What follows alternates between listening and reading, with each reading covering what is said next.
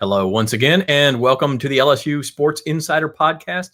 Another summer football edition for you. Zach Ewing with Wilson Alexander, recording this ahead of time, but this will be published sometime in early July. And we are looking today at LSU's make or break players. We call them swing players, Wilson, because they could swing this LSU season one way, the good way, or possibly swing it the other way if things don't go well. I have a bone to pick with you about this one, actually. Okay. Yeah. Why did you limit me to 5? Oh, I could have easily been 10. Yeah, I was joking. I bounced this list off of some other guys who cover LSU, Blake Rufino and Glenn West and Bryce Kuhn, and just wondered what their thoughts were. Because I was like, gosh, I can only pick 5 when they've added this many transfers who are expected to compete for time, and there's all these kind of unknowns about this team. Like, what do y'all think it do? And we I think it was Bryce who said, you can just say 3 words, the whole team. I don't think it's quite the whole team. I think, you might say, isn't Garrett Nussmeier on this list? Like, he would be a swing player. Like, he would make or break the season as the quarterback. Well, no, I think we, to an extent, can rely on what Garrett Nussmeier is going to give you. This is more like X factors, guys with a few more question marks who, really one way or another are going to swing this thing. But yeah, I could have easily given you 10 to 12. And then even then it's kind of like the cultural playoff. Then we've been like, well, what about 13, 14, 15? Yeah. Okay. So first of all, the hot take is not that the whole team has to play well for LSU to have a good season. So I'm holding you to a higher standard than that. But honestly, I think what we're looking for are who are the guys with the highest variance on this team. Again, Garrett Nussmeier, yeah, obviously, if he does not play well, LSU is not going to have a good season. We know that. It's just, or if he gets injured or something, there are certain guys who really will make or break this team. Maybe X factor is a better way to put this. These are guys who could really raise the ceiling of the team or keep the team from getting to the ceiling that everybody wants it to get to. So I guess maybe that's a better way to put it is X factors, but it's more of the underrated guys. It's not your Garrett Nussmeiers. It's not going to be, your very top players. Although one of these guys, I think, could be one of the top players. Say a lot of these could be your top players, but they got to play like it. To your point, they got to play like they could be, and they got to play like it for LSU to get to where it wants to go. And if they don't play like it, if they struggle, if you have to make some kind of adjustments because maybe they're not meeting their potential, and then you're potentially scrambling a little bit in the middle of the season, then that's where it's like, okay, maybe if they're bringing things down, that's why we have them in this list. Yeah, so you could have a totally different 5, and that would be completely rational. And hey, drop them in the comments on our YouTube channel, LSU Tigers at NOLA.com. If you're watching on Facebook, switch over to YouTube. It's a lot easier for us to see your comments and respond to them on YouTube. So that's a big advantage of being over there. And while you're at it, subscribe to the channel, hit the like button, and let us know who your swing players are, maybe that we missed. And by the way, I did give you an honorable mention list, so we've actually got 10 guys here, but we're going to start with the 5 that Wilson Alexander says could make or break LSU. Just put it all on me. Yeah, that's right. It's your list. Patrick Payton, number 1, Florida State transfer, edge rusher. This is a solid choice, right? This is a guy where can you drastically improve a team? Well, quarterback play. Again, we've talked about Nussmeier. He's not going to be on this list. The other one is affecting the other team's quarterback. If you can get after the quarterback a little bit more, this defense takes a huge jump. It matters for every defensive scheme. I think in particular, it matters for Blake Baker, who wants to create havoc, as he talks about all the time. You got to be able to have guys who are going to get into the backfield. And LSU had some decent edge pressure last year with Braden Swinson and Savion Jones. Swinson in particular had 8.5 sacks.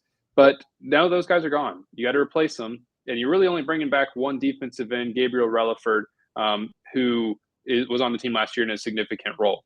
So the LSU goes out and adds 3 defensive ends, and Payton is the one who has the most pass rush pedigree already coming in.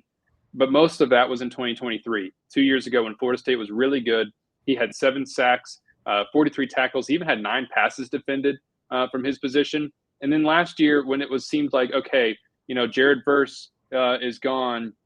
They had another defensive lineman who was drafted high too, Braden Fisk. He was gone too. It seemed like, okay, well, now it's the Patrick Payton show. And then Florida State as a whole team wasn't good. And Payton didn't meet expectations either. He had 4 sacks, 35 tackles. He was not nearly as disruptive. And so now that he hits the portal, comes to LSU, he's got to be the player that he was 2 years ago for LSU. He doesn't even necessarily need to be like a double-digit type of sack guy, but if he can get back to a point where he's had 7 or 8 sacks, is making some big plays in big games, then he could really raise the floor of what this team is able to accomplish. And because, LSU also brought in Jack Pyburn, but he's always been more of a run stopper, set the edge type of outside linebacker. Jamari Butler has been productive during his career at Nebraska, but he has not had the same type of pass rush numbers that Patrick Payton has put up. This is a key player for LSU this year who's got to be able to meet those expectations for LSU to get to where it wants to go, to be able to create that kind of havoc and be disruptive on the defensive side of the ball. Absolutely. And I mean, this is the type of addition that I think really exemplifies the transfer portal era. It was impossible to add a guy with this kind of pedigree to a team even 10 years ago. Now you can do it. The question is, does he perform at LSU like he did it in 2023 with the Seminoles, or is it more of a 2024? Is it somewhere in between? But I think the answer to that question makes a huge difference for LSU this year. It does. I mean, across the board, LSU's that group of defensive ends has got to step up. And him in particular, I think, it's going to be interesting to see if he's like a 3-down defensive end, if LSU really rotates these guys a lot because of their different strengths as we can kind of see them and what they've been during their careers. But if he's somebody who can be kind of a 3-down end then and especially on 3rd down, get after the passer and be able to stop the run well enough on 1st and 2nd down and set the edge. Then he can be a really good player for LSU and for himself, elevate his draft stock, push him back into those conversations that he was probably hoping to be in going into last season. Yeah. All right. Flipping over to the offensive side of the ball for the next guy on our make or break list, and that is Chris Hilton, the receiver. I say he finished strong in 2024. He only had 9 catches. It's kind of crazy when you go back and look at the stats, but the 9 catches were an average of 27 yards per reception. He had 243 yards, 3 touchdowns on those 9 catches. Like, he kind of gave us a glimpse of what he can be. The question is, can he stay on the field? Can he stay productive when he's on the field? I mean, these are the potential is bursting through the roof if he can reach it. And it really was at the very end of the season, because most of that production came in the last 2 games. He had 6 catches, 3 touchdowns, and 198 yards in the season, the regular season finale against Oklahoma, and in the bowl game against Baylor. He almost caught a 4th touchdown, even that in that bowl game against Baylor. He is LSU's deep threat. He's the guy with he's the fastest one. Barian Brown, the transfer from Kentucky, might have something to say about that. Which one's faster? We haven't seen them just race or anything like that, but I don't fully know the GPS numbers, what each guy's maxed out at. But Chris Hilton was supposed to be the guy last year who could stretch the field vertically for LSU. And without that, LSU's deep passing game was really inconsistent. And now, Joe Sloan acknowledged that one day at the LSU coaches clinic and said, well, I did what any coach would do, and I went and got more speedsters. So they have, like I said, Barian Brown. They've even added Nick Anderson, who isn't necessarily the same type of profile as a receiver coming out of Oklahoma, over from Oklahoma, I should say, as a Chris Hilton, as a burner down the field, but a big body target who can go up and make contested catches, and was had a really long average yard per catch when he was healthy in 2023 at Oklahoma. And so, but Hilton is the guy who, if he hits, he can stay on the field. We've been talking about this for years, but he's always gotten injured. If he can finally stay healthy and do what he did in those last 2 games downfield, then LSU is going to be able to stretch the field vertically and add another dimension to the passing game that wasn't there last year, I should say. And, that I think you could probably, make the argument for Barian Brown or Nick Anderson to be that person instead of Hilton. Like, LSU's passing game could still to even be effective if Chris Hilton isn't on the field, if he gets injured again, or if he just isn't as productive as we think he could be. I think that they could still be productive like they were last year, but they would have a limitation maybe in some way. And if they have him on the field firing on all cylinders, then this offense can take another step forward. Yeah, and I don't mean this in a disrespectful way, but we have talked more about Chris Hilton in the last 4 years for a guy who has 31 career catches and 600 and some odd career yards than you would expect for those numbers. But that speaks to how good he could be. Yeah, I mean, so he came in that same recruiting class with Malik Neighbors and Brian Thomas and Jack Besh. All those three guys have gotten drafted now. They were all really good college players. Chris Hilton was ranked really high in that recruiting class, and he just hasn't panned out yet. And a lot of it's been out of his control with the injuries. But that's why we talk about him so much, is because there's a lot of potential there. And if he can finally meet it, then LSU has got a really good player on the outside. He had catches last year of 45 yards against Oklahoma and 43 yards against Baylor in the bowl game. The year before, he caught a 47-yard touchdown pass against Grambling. He caught a 43-yard touchdown pass in the bowl game against Wisconsin. He had a 42-yard catch against Ole Miss that wasn't a touchdown. And then the year before that, he had a 51-yard catch against New Mexico. And as a freshman, he had an 81-yard touchdown catch against K-State. That bowl game, yeah. What is that, like 8 catches over 40 yards, and the guy's only had 31 catches? I mean, that's what he could bring to the offense that LSU might have in Berry and Brown too. But Hilton is somebody who is also, him and Garrett Nussmeier, they've been working together for years, and we saw it a lot in the spring too, where Chris Hilton was getting a lot of run with the first team offense. Berry and Brown and Nick Anderson were still especially Nick Anderson, who was dealing with an injury of some kind in the spring. But Berry and Brown was still kind of like figuring out the offense, learning it, working his way into those rotations. Chris Hilton is probably going to be one of your 3 starters against Clemson, and so there's going to be a lot of expectation on him. Yeah, can he add a few singles and doubles to those home runs and really become a consistent threat? That'll say a lot about the Tigers this year. The third guy on our list, we'll flip back over to the defense. Speaking of guys who have been here a while, and I think opponents are probably going, that guy's still here. It's Harold Perkins. He's back. He's recovering from a pretty serious knee injury. That's a variable. We talked a lot about where he fits in various schemes. I don't know. I mean, this guy to me is truly a swing player for this season, because we've seen what Harold Perkins can bring to the table when he's in the right spot, when he's healthy. We've also seen him kind of be a non-factor at times in his career. So which one do we get in 2025? Exactly. That's why he is on this list. You've got a guy coming off of an ACL injury. I saw Harold recently actually at a photo shoot that we had with him in preparation for a story this preseason. He said he was feeling good, that LSU was easing him back into things here in summer workouts. Like he kind of gave the example, like if the team does 4 reps or something, he might do 2 sometimes. But basically he said, trying to kind of make sure that he was full go and ready for preseason camp. Everything kind of with an eye on preseason camp, and not sort of doing something too fast as you come off of that ACL injury right now.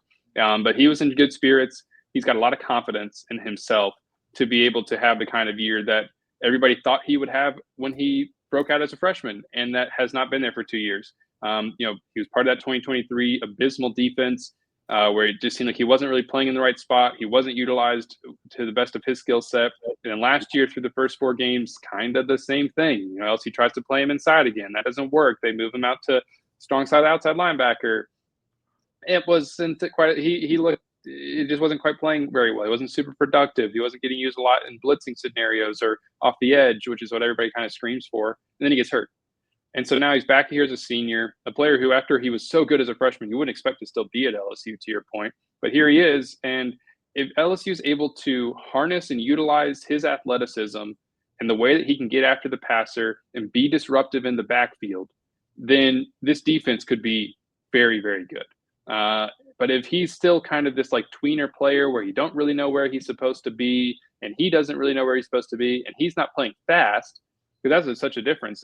Freshman year, it was see ball, get ball. Last 2 years, he's just sort of been at times maybe a step behind things. He hasn't been close to the ball, and he hasn't been nearly as effective. Still productive, but not to the level that you would expect of a player with his athleticism. So Blake Baker can really bring that out of him and figure out exactly how to finally use him. LSU's defense gets better. If he's, again, like I said, kind of in this no man's land, what's exactly he going to be, then all of a sudden you're trying to fit that into the defense. Maybe you're limiting something else successful. You get into that sort of game that they've been playing for a couple. That's why he is such a swing player for this team. I'm curious to know, and he got hurt in, I think, week 4 last year was the UCLA game. What did you see from the first 3 3/4 games that you got to see him play? Would that give you confidence that he fits well in Blake Baker's scheme, or you still have question marks about it? I mean, obviously a couple of those were against overmatched opponents, but what did we learn from just the first 3.5 games? He seemed kind of out of position again, maybe a little bit hesitant. He was missing some tackles here and there, and he just wasn't used around the line of scrimmage like you would want a player like him to be used. I get it when LSU says that at the next level he is not going to be an edge rusher, and so that they don't, they're trying to prep him for the potential NFL, opportunity that he's going to have, but he's not. His strengths aren't being highlighted when that happens, I think. And last year, first game LSU tries to play him an inside linebacker for the second year in a row, and it just didn't work. And so we saw them very quickly move away from that. And yet he was still kind of out. He was out in space, out on the edge. And there were moments when you saw him kind of come down and make a tackle on the flat. And I was like, all right, that's good. That's, something that he's can really be capable of. But then there were times when he just wasn't effective enough in that. And so it's going to be interesting to see exactly what they do with him, because they're talking about playing him at star. That's what they said they'll do. And we know that star role is kind of similar to what he played in 2023, which is you're the strong side outside linebacker in this scheme. You are often, handling stuff that's in the slot. In Harold's case, that would be like a tight end or a running back. LSU isn't usually going to match him up on a receiver in the slot, or at least have him run downfield with a receiver in the slot. He'll more likely play like, shadow underneath kind of stuff. And he'll also be, used on the edge. That's the thing though. So last year we saw Major Burns in that role for most of the season. And he was down near the line of scrimmage a lot. He was in the box. He was on the edge, especially in that Texas A&M game when Marcel Reed tore up LSU. It was sometimes Major Burns who was overrunning, those read option plays. If you have Harold Perkins defending that read option play, you probably feel a lot better about that. And so if he can, maybe that's some way that he could actually help LSU. But it's going to be fascinating to see exactly what that happens, what they do with him, because he is probably their highest variance, chess piece that they have on this defense, because he can do so many things, but you got to figure out exactly what that's going to be. Yeah. So he could, you're talking all SEC ceiling, or you're talking, just another frustrating season on the other end. So could be a big difference there. Fourth guy we have on our list, back on to the offensive side. You could really probably put the whole offensive line here, but you chose Tyrie Adams. Huge, we put huge, literally and figuratively, huge piece in the puzzle of the offensive line. Where he fits, how well he plays, I think everything else kind of follows from that. I almost put Weston Davis instead at right tackle, but then I thought about how Tyrie Adams is having to replace Will Campbell, top 5 draft pick, and he is going to have to be able to play well there at left tackle. You're defending Garrett Nussmeier's blind side. I mean, usually left tackle is the highest paid position on the offensive line when you talk about the NFL. And gosh, you might be talking about that in college now too, now that we got the salary cap and all that. But he is a player who hasn't started a whole much during his career. He's just sort of been waiting in the wings behind Will Campbell, and now it's his chance to be a full-time starter. He played pretty well in the bowl game, and now he's going to have to be able to take over that spot and anchor that left side of the offensive line. LSU's got questions across the offensive line, especially because it's replacing 4 starters. But Will Campbell was the highest drafted one. He was just somebody you could put out there at left tackle and not have to worry about for 3 years. And now you're Tyrie Adams having to come in and fill that spot. That's a tough place to be in. And he's going to have to be able to do that for LSU offensively to be able to click. They've got to be more physical up front in the run game. They've got to give Garrett Nussmeier just as much time as he had last year. That was a good offensive line in terms of pass protection, not run blocking, but pass protection. They were pretty good, especially when they had their full healthy starting 5. And so now Tyrie Adams has got to come in there and be able to pick up where they left it off in some ways and be able to help kind of everything else fall into place so that LSU doesn't have, they have some options. If Weston Davis doesn't pan out at right tackle, you can put Josh Thompson over there and maybe move somebody else at right guard. But if Tyrie Adams doesn't work out at left tackle, then I don't exactly know what they will do.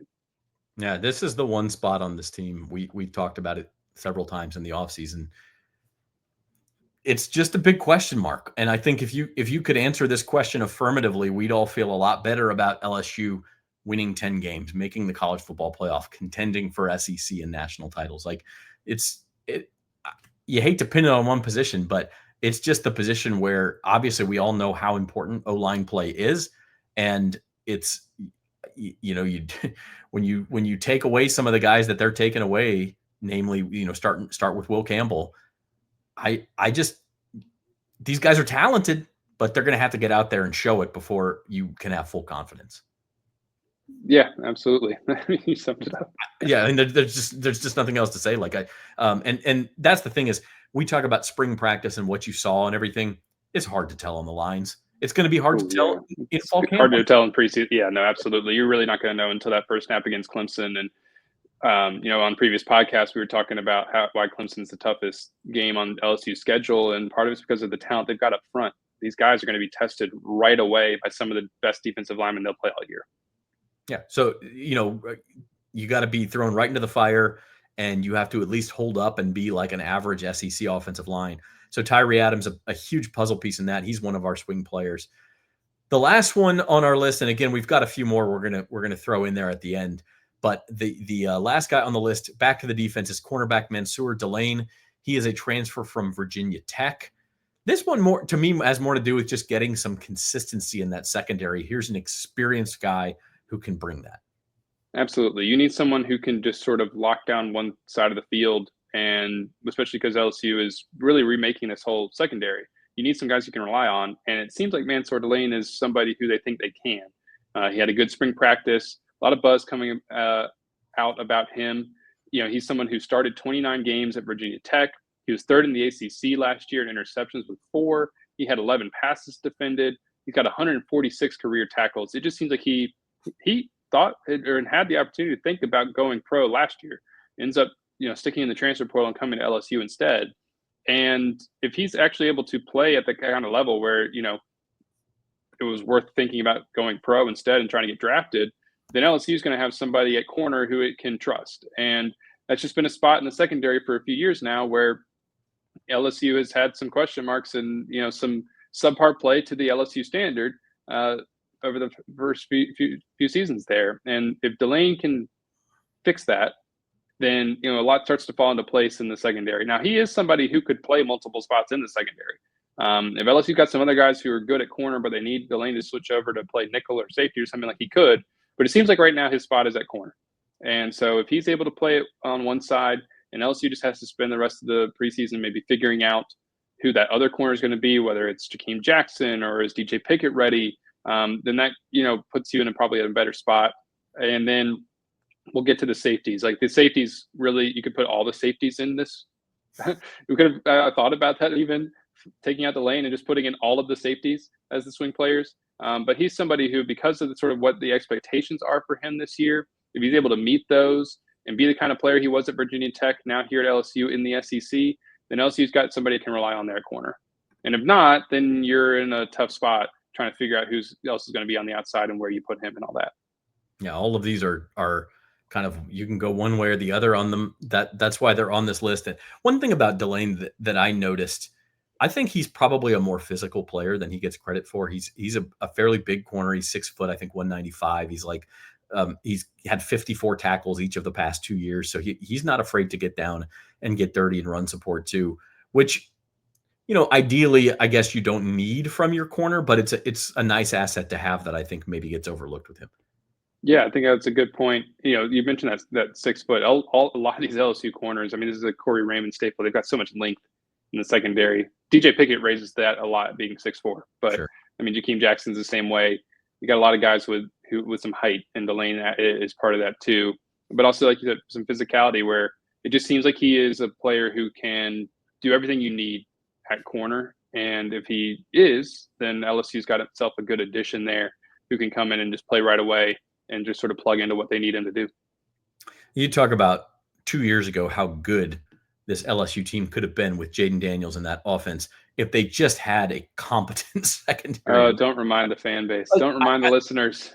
I mean, I don't mean to open up old wounds or whatever, but even if you had last year's secondary, which is all right. You've done it. You've opened up the old wounds. Yeah, now I might as well continue to rip. Like how good that 23 team would be if you could just get that much better. We will all. I think anybody who paid attention to college football will be asking that question for like decades until LSU, probably just until LSU in particular wins another national championship.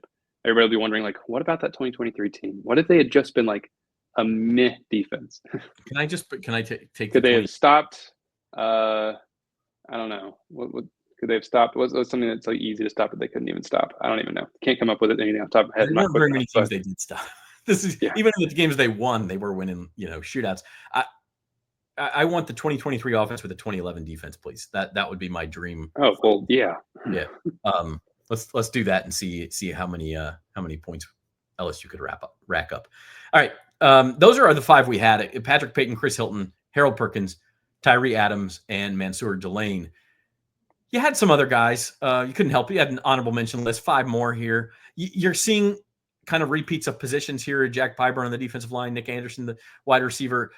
And again, these are, you could have named 20 probably who, boy, we don't know what we've got here because they're newcomers or they didn't play a lot last year. And that's totally fair. We picked 5, but here are 5 more. What are your quick thoughts on these guys?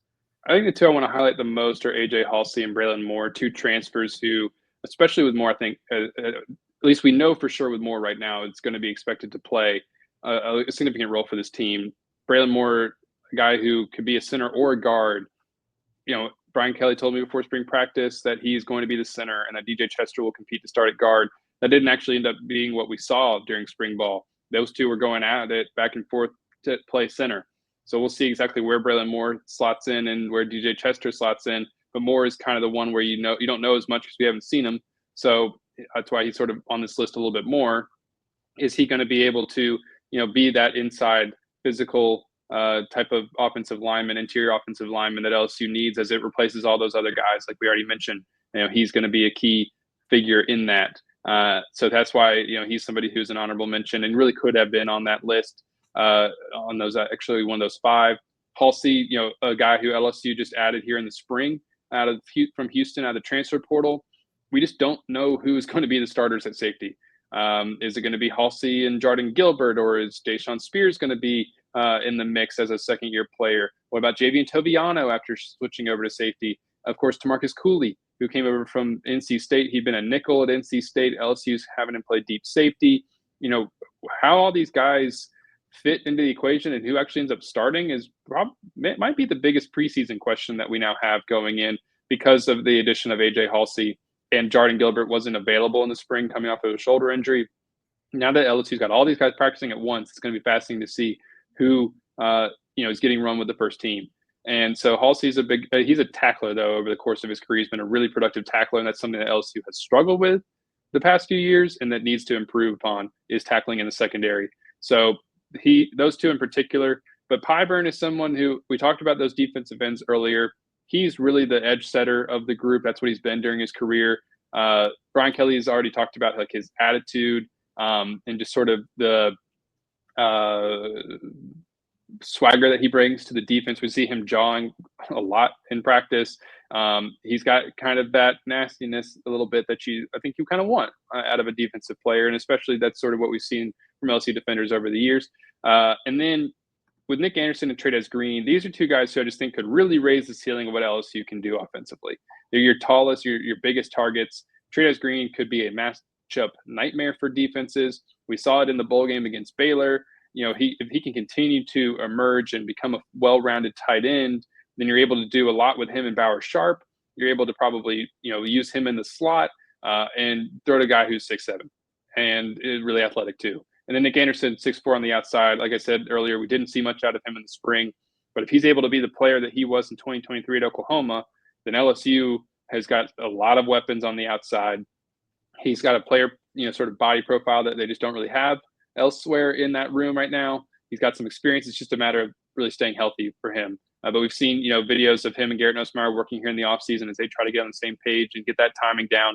That's a good sign for things. But I think that he's someone who could just really improve what LSU is able to do on the opposite side of the ball, him and Trey does. And if they aren't quite the players LSU wants them to be, they've got other options. They can probably work around that, but you limit what you're capable of if they are not as good as they could be this season. Such good information from our Wilson Alexander. Again, if you're just listening to the audio only version, the 5 guys we listed kind of as honorable mention swing players are Tyrie Green, Nick Anderson, AJ Halsey, Braylon Moore, and Jack Pyburn. What are the odds? Like, what is it better than 50-50 that the first camp skirmish, the first little shoving match involves Jack Pyburn? Is that Ooh, yes, definitely better than 50-50 odds. He's going to be in some of those. There's no doubt about it. Maybe, yeah. I can see a scenario in which he starts it and then somehow is able to get out of maybe full on fighting. But I could also just see him in the middle of a brawl. I don't know. He's or maybe he's really good at keeping his composure, getting right up to the line and not crossing it. I don't know. But if you're telling me those odds, who on the team would be maybe an instigator of that when it's really hot outside and he's talking trash after making a stop, yeah, I could see that pissing off somebody on the opposite side. Yeah, you seeing the same guy day after day, and he's talking noise, and I could see that happening in August camp from Jack Byburn. Trades Green is my favorite on this list. That guy's such a freak of nature. I mean, and I mean that in the best way possible. He is so good at what he does, so impossible to defend. And I think he could be a real asset for this team too. So it's a fun team, Wilson. We can just wrap this up by saying that I think it's a fun team to follow and to cover because there are so many unknowns and there are so many guys where you can look at it and go, well, they really need something out of that. And if they don't get it, they're in trouble. But if they do, oh boy, this could be fun. And that's what happens when you add as much as they did out of the portal. And there's so many new faces on this team and a team that's trying to make a playoff push. They haven't been shy about that being the goal around there. They've invested financially into it. They went and they got a lot of these guys. A lot of the players that we talked about, a good handful of them are transfers. I mean, 4 in these honorable mentions are all transfers. Guys who LSU has gone out and signed to their team to try to actually make the college football playoff for the first time under Brian Kelly. And we'll see if it pans out. It is a fun team. They've got, a high potential, but it's also a team now that after going 8-4 last year, it's what was it, the win total for 8.5 or something? 8.5 DraftKings, yeah. Yeah, it's they've got some tough games on the schedule. Could go in all sorts of different directions.